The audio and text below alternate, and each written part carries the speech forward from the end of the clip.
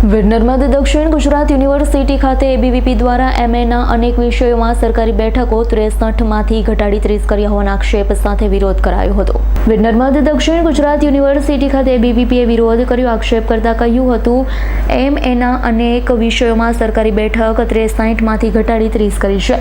અંગ્રેજી, ગુજરાતી, હિન્દી, સોશિયોલોજી અને ઇકોનોમિક્સ સહિત 14 વિષયમાં ઘટાડો થયો છે। બેઠક ઘટાડતા વિદ્યાર્થીઓ પર ફીનો બોજ વધશે તેવી ચિંતા વ્યક્ત કરાઈ છે। 3000ની આસપાસની ફી વધી 15 થી 20,000 સુધી પહોંચી શકે તેવો દાવો એબીવીપીએ કરી આ નિર્ણય પરત ખેંચવાની માંગણી સાથે એબીવીપીએ સૂત્રોચ્ચાર અને દેખાવ કર્યા હતા।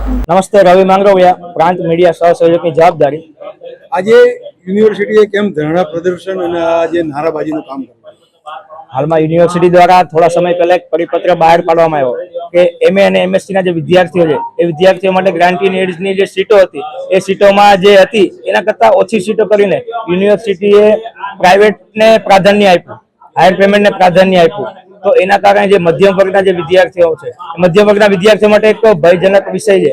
અને ટ્રાઇબલ પટ્ટાની જે યુનિવર્સિટી છે તો ટ્રાઇબલ પટ્ટાની યુનિવર્સિટીમાં મધ્યમ અને ગરીબ વર્ગના વિદ્યાર્થીઓ ભણતા હોય તો એના સામે એક પડકારરૂપ સ્વરૂપ પેદા થયું છે કે આ અમે કઈ રીતે ફી ભરશું, હાયર પેમેન્ટ કઈ રીતે ફી ભરશું, સેલ્ફ ફાઇનાન્સમાં કઈ રીતે ફી ભરશું, અમારા વિદ્યાર્થીઓને એડમિશન ગ્રાન્ટી એડમાં લેવા છે।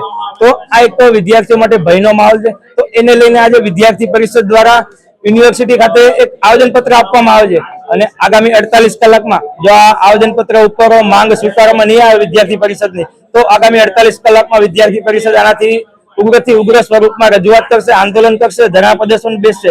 જેની સંપૂર્ણ જવાબદારી યુનિવર્સિટી પ્રશાસનની રહેશે। Bureau report S9 news Surat. અમારી તમામ માહિતીથી અપડેટ રહેવા માટે જોડાયેલા રહો S9 ન્યૂઝ સાથે।